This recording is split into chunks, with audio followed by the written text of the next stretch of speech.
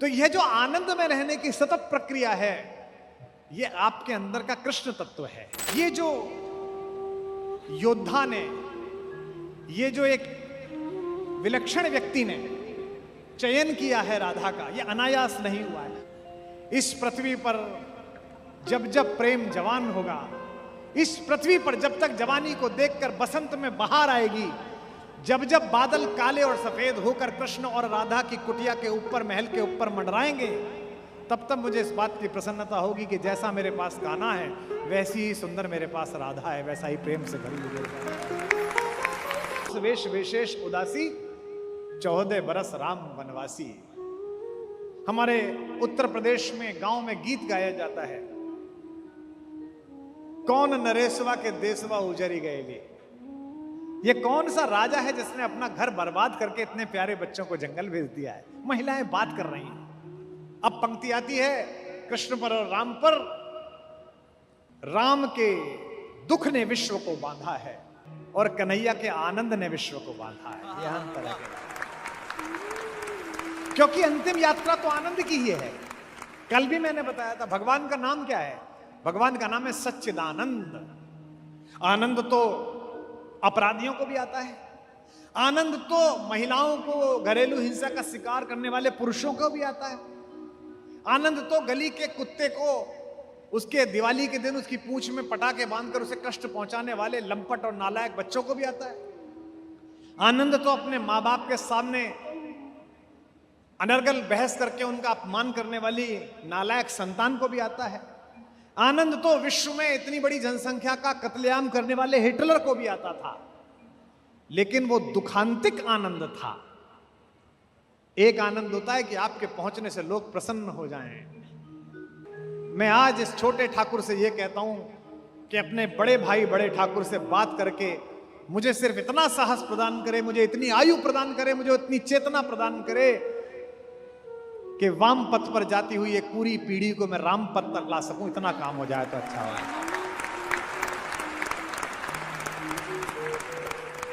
यह जो सच्चिदानंद है, ये जो सत्य के कारण आनंद है, इस हॉल में बैठे हुए लोगों आज रात को जाकर सोचना, तुम अच्छा जी रहे हो या बुरा जी रहे हो, इसकी एक पहचान है। क्या तुम्हारे होने से आसपास सुंदरता पैदा होती है या भय पैदा होता है? अगर तुम्हारे होने से तुम्हारे घर में, तुम्हारे परिवार में, तुम्हारे व्यापार में, तुम्हारे शहर में भय पैदा होता है, दुख पैदा होता है, तो तुम निरर्थक जी रहे हो। और अगर तुम्हारे पहुंचने मात्र से गली के लोग, मोहल्ले के लोग, श्याम समिति के लोग प्रसन्न हो जाते हैं, तो सोचो कि तुम आनंद के साथ जी रहे हो, सच्चिदानंद के साथ जी रहे हो। और कोई ईश्वर की संभावना नहीं है, संकल्पना नहीं है, केवल यही संकल्पना है। आपके होने मात्र से जगती में प्रसन्नता का व्यवहार होना चाहिए। आप कुछ लोगों को देखिए, उनका चेहरा कितना प्रसन्नता से भरा हुआ होता है। आपको वो एयरपोर्ट पे मिलते हैं, आपको वो ट्रेन में मिलते हैं, आपको गली में मिलते हैं, वो कितने प्रसन्न मिलते हैं। ऐसा लगता है कि परमात्मा ने आज इनको कोई बड़ी उपलब्धि दिला दी है, जबकि ऐसा कुछ हुआ नहीं है। और कुछ लोगों को देखिए, उनका चेहरा ही ऐसा है कि वो पुण्यतिथि के दिन पैदा हुए हैं, वो कष्ट में ही रहते हैं। तो यह जो आनंद में रहने की सतत प्रक्रिया है, यह आपके अंदर का कृष्ण तत्व है। संकल्प इस परिसर में लेके जाइए कि आज के बाद आपके होने के कारण आपका समाज, आपका जिला, आपका शहर दुख नहीं, केवल और केवल आनंद अनुभव करेगा। तब आनंद है,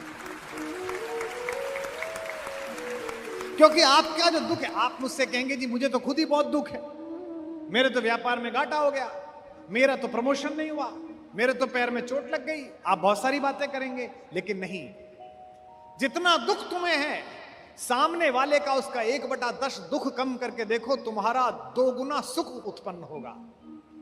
बहुत सारे लोग केवल कांटे बिछाने के काम में लगे रहते हैं, उन्हें सुख का पता ही नहीं है कि कांटा निकालने का क्या सुख है। जो लोग समाज में काम करते हैं, जिस समिति ने एक कार्यक्रम कराया है, इस समिति ने कांटा निकालने का काम किया है। रसखान जैसा पठान, सैयद इब्राहिम पठान रसखान, वो कहता है कि शासन छोड़ो, मैं त्रैलोक्य कुर्बान कर सकता हूं। किस चीज पर? ब्रज में जो करील के कुंज हैं, जिनके नीचे से कभी कन्हैया निकले हैं, अगर ये देखने को मिल जाए तो मैं कल्प वृक्षों का बाग कुर्बान कर सकता हूं। और वो जो लकड़ी है जिसको लेकर वो अपनी गाय चराने निकले हैं, वो जो उन्होंने अपने कमर में कमरिया बांध रखी है, उसके ऊपर मैं तीनों लोकों का राज्य न्यौछावर कर सकता हूं। अगर भगवान मुझे कहें कि रसखान सुन, तुझे 8 सिद्धि और 9 निधि प्रदान करता हूं, और दूसरी तरफ एक काम यह है कि जहां कन्हैया गाय चराते थे वहीं तुझे गाय चराने का काम देता हूं, तो रसखान कहता है कि मैं लपक कर गाय चराने का काम ले लूंगा, 8 निधि छोड़ दूंगा, 9 निधि छोड़ दूंगा। तात्पर्य यह है कि जड़ चेतन को रस से भरने वाला वह कृष्ण सही मायनों में रस की खान है। रसखान का वही प्रिय हो सकता है कवि का जो पूरी दुनिया से असंपृक्त, जिस पर काम भी असर नहीं करता, उस शंकर को भी रास में जो आमंत्रित करके नचा दे, उसका नाम कन्हैया है, उसका नाम कन्हैया।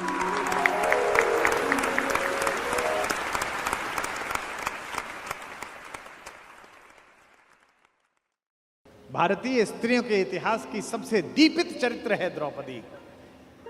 इस देश को इस समय अबलाओं की आवश्यकता नहीं है। अपने केशों पर अगर कोई निर्लज्ज हाथ डाल दे तो उसकी छाती फाड़ देने का साहस पैदा करने वाली द्रौपदियों की आवश्यकता है। सोच के देखिए कि रुक्मिणी और राधा जब मिली होंगी तो कैसा दृश्य होगा। एक ने बालक कन्हैया को देखा है और एक ने राजनीतिज्ञ कृष्ण को देखा है। एक ने मनमोहक बातों में इस विश्व को फंसा लेने वाले एक नायक को देखा है, और दूसरे ने अपने हाथ पर चक्र धारण करके इस पूरे विश्व को अनुशासन में ले आने वाले शासक को देखा है, महायोद्धा को देखा है। कृष्ण राधा के बचपन के दोस्त थे, प्रेमी थे, लेकिन दुर्भाग्य था कि राधा ने उन्हें विश्व की महाशक्ति रचते हुए नहीं देखा। राधिका ने कृष्ण को कुचक्र के जालों को सुलझाते हुए नहीं देखा, शिशुपाल का वध करते हुए नहीं देखा। लेकिन रुक्मिणी का भी यह दुर्भाग्य कम नहीं है कि उसने तीनों लोगों को मुक्त हस्त से दान देने वाले को दूसरे के घर में चुपचाप घुसकर कुछ चुराते हुए भी देखा।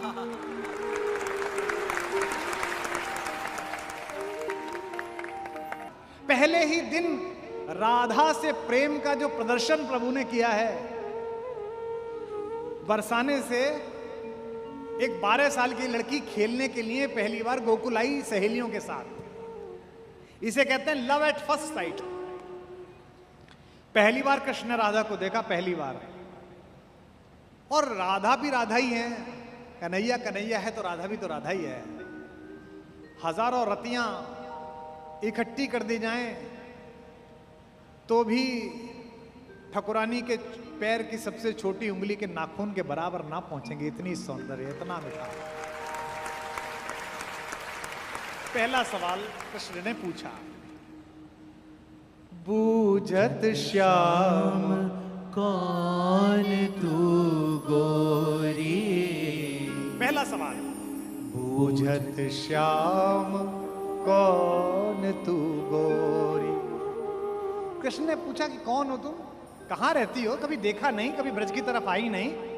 पहला सवाल, बूझत श्याम कौन तू गोरी, बूझत श्याम कौन तू गोरी। कहां रहत काकी तू बेटी, कितनी पोलाइटनेस से बात कर रहे हैं। कहां रहत काकी तू बेटी, देखी ना ये कबहू ब्रज खोरी। बूझत श्याम कौन तू गोरी, बूझत श्याम कौन तू गोरी। लेकिन सौंदर्य का भी अपना एटीट्यूड होता है। राधा ने भी पहली बॉल वो फेंकी जिसमें तीनों गिल्लियां उड़ गई। बोले कि हमको क्या मतलब, हम यहाँ आते ही नहीं है। हाँ, लोग बताते रहते हैं कि ये इलाका है, यहाँ एक कोई नंद का लड़का है, बड़ा शैतान, बड़ा चोर, सबका सामान चुराता रहता है। काहे को हम ब्रज तनियावत खेलत रहत आपनी पौरी, काहे को हम ब्रज तनियावत, खेलत रहत आपनी पौरी। सुनत रहत श्रवणन नंद लाला, सुनत रहत श्रवणन नंद लाला, करत रहत माखन दधि चोरी। पूजत श्याम कौन तू गोरी, पूजत श्याम कौन तू गोरी। अगर पहले ही परिचय में कोई लड़की इतनी बेइज्जती कर दे तो लड़का कहेगा थैंक यू वेरी मच। लेकिन ये भी कन्हैया है, उत्तर देखिए। तुमरो कहा चोरी हम लइए, तुम्हारा क्या चुराया? तुमरो कहा चोरी हम लइए, खेलन चलो संग मिली जोरी। सूरदास प्रभु रसिक शिरोमणि, सूरदास प्रभु रसिक शिरोमणि, बातई भुरई राधिका भोरी। पूजत श्याम कौन तू गोरी, पूजत श्याम कौन तू गोरी।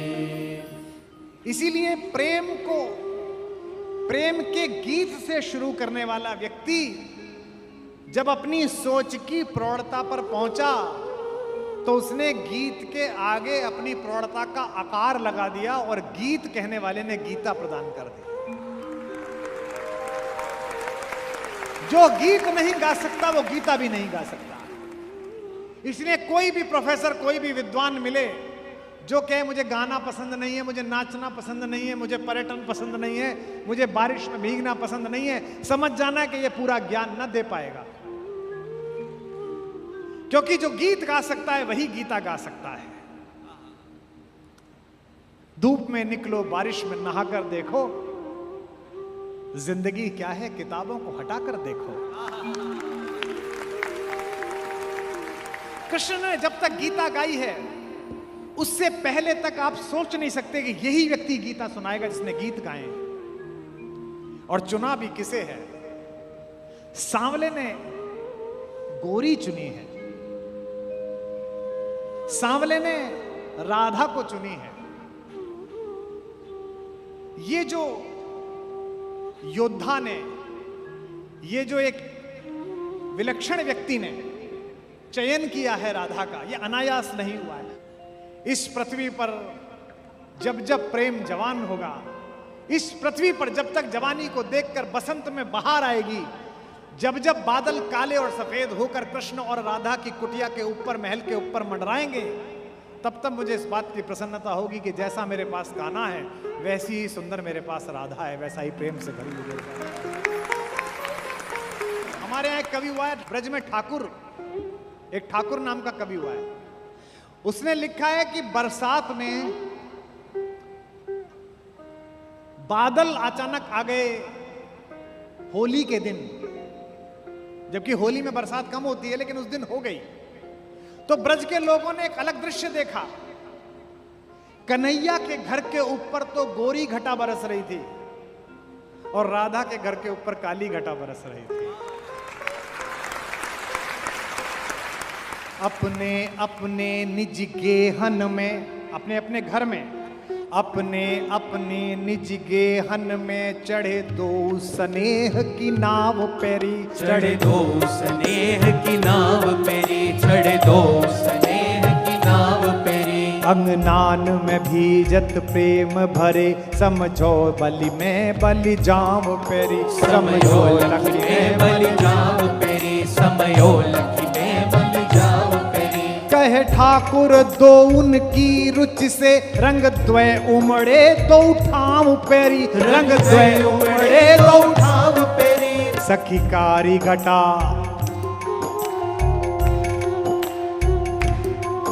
सखी कारी घटा बरसे बरसाने पे,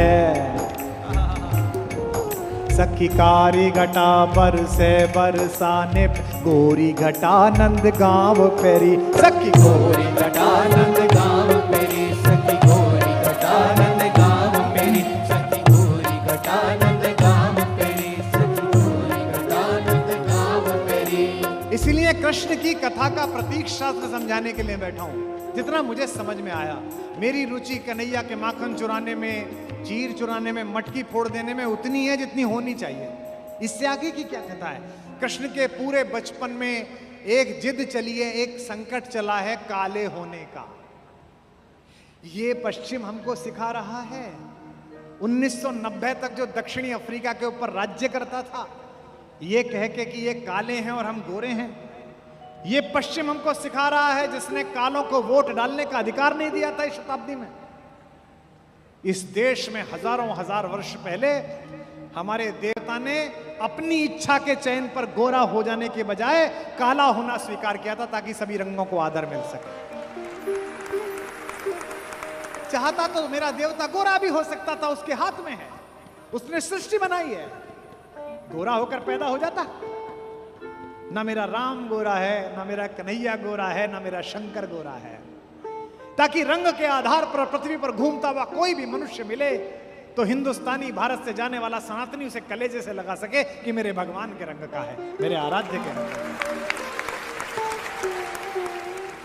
मैंने 10 साल पहले जन्माष्टमी पे व्रत में था मैं, तो मेरी माँ भी पंजीरी बना रही थी। पंजीरी आप जानते हो? पंजीरी जानते हो? हाँ, सरकार में बहुत बंटती है।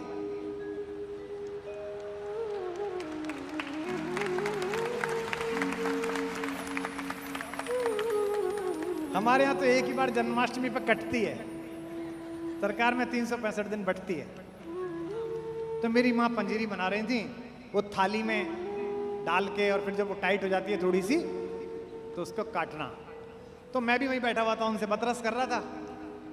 मुझसे बोली कि ये, मैंने कहा चखा तो दो। तो उन्होंने वो जो जिस चाकू से काट रही थी तो मेरी तरफ इशारा कर, चुप, दूर हटा हाथ, जब व्रत खुलेगा तब मिलेगी, पहले भोग चढ़ेगा। अरे मैंने कहा मैं भी तो कन्हैया ही तुम्हारा, दे दो, इसमें क्या दिक्कत है, घर में ही मौजूद है, वहां कहाँ आ जाओगे? बोली नहीं, बकवास नहीं, बनाने लगी।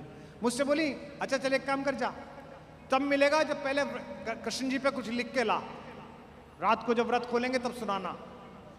मैंने 4 पंक्ति कन्हैया पे लिख ली, राधा की ओर से, कि राधा बेचारी इतना प्रेम करा और कृष्ण ने मिले ही नहीं, तो मैंने 4 पंक्ति लिख दी और मैंने जल्दबाजी में उन्हें सुना दी 2 घंटे बाद ही, कि देखो ये लिखी हैं पंक्ति, आपको भी सुना देता हूं।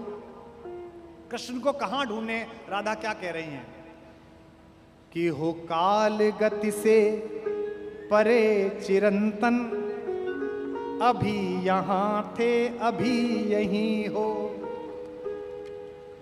काल गति से परे चिरंतन, अभी यहां थे अभी यहीं हो।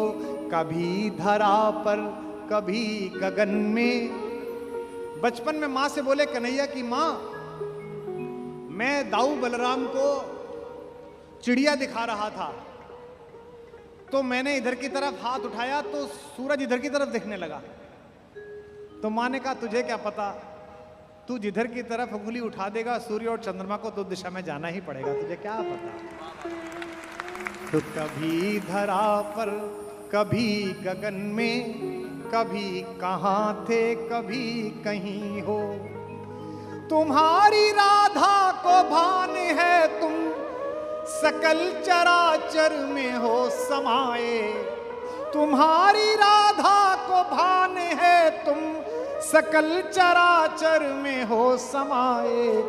बस एक मेरा है भाग्य मोहन के जिसमें होकर भी तुम नहीं हो।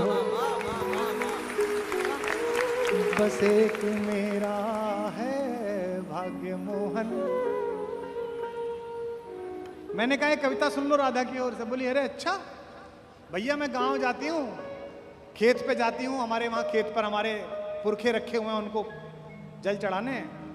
तो ट्रैक्टर चलाते हुए बच्चे आ जाते हैं कि अम्मा ये मोबाइल में भैया की प्रेम की कविता है, तू इतना ही प्रेम सीखा कि राधा को कृष्ण नहीं मिले।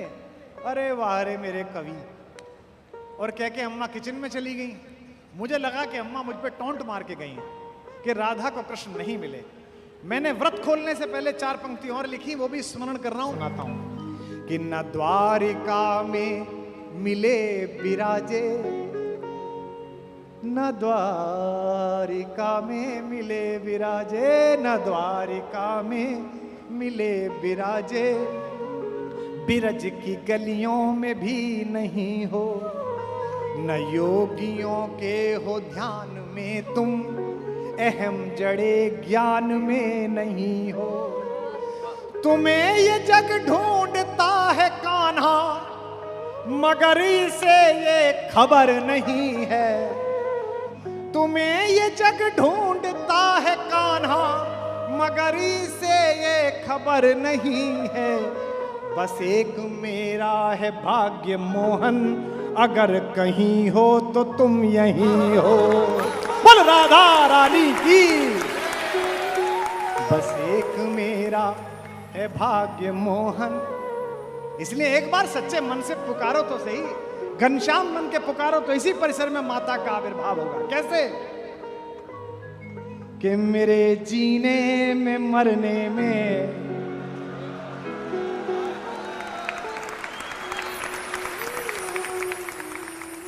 तुम्हारा नाम आएगा।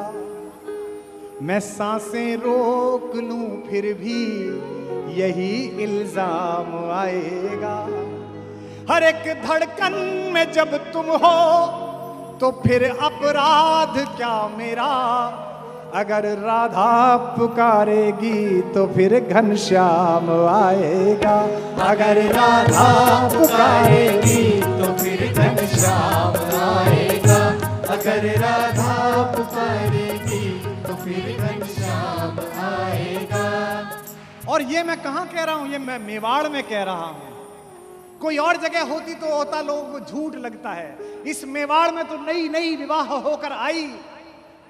मेड़ता की एक राजकुमारी ने अपने कक्ष का पट बंद करके विवाह की पहली रात कृष्ण से बात करी तो बाहर ननद को पता चला कि कुंवर तुम्हारी पत्नी तो किसी पुरुष से बात कर रही है, अंदर से किसी पुरुष की आवाज आ रही है। मैं उस मां मीरा के मेवाड़ में बोल रहा हूं। ये कम बड़ी बात है यहां बोलना। ये कभी कृष्ण बनकर अनुभव करो, ये कभी राधा बनकर अनुभव करो। कन्हैया ने भी नहीं सिर्फ कन्हैया बनकर अनुभव किया, राधा बनकर अनुभव कम किया। इसीलिए माता के प्रति जो प्रेम है हम बेटों का, जो लाड़ है, उतना कन्हैया से नहीं है, उनसे हम शिकायत कर देते हैं।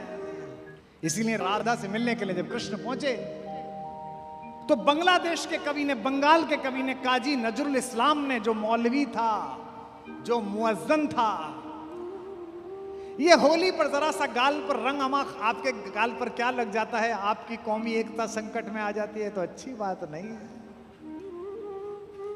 रस खान से सीखो, रहीम से सीखो, काजी नजरुल इस्लाम से सीखो। सियासत लड़ाती रहे, कोई दिक्कत नहीं, उसका काम है। चुनाव आते जाते रहें। हमर वो तो तुम वो हैं कि तुम मेरे गांव में रहते थे शकील मियाँ, तो मैं जब भी निकलता था मैं तुमसे राम राम करता था और तुम भी पलटकर मुझसे राम राम करते थे। हमारा आप तो वो रिलेशन के लिए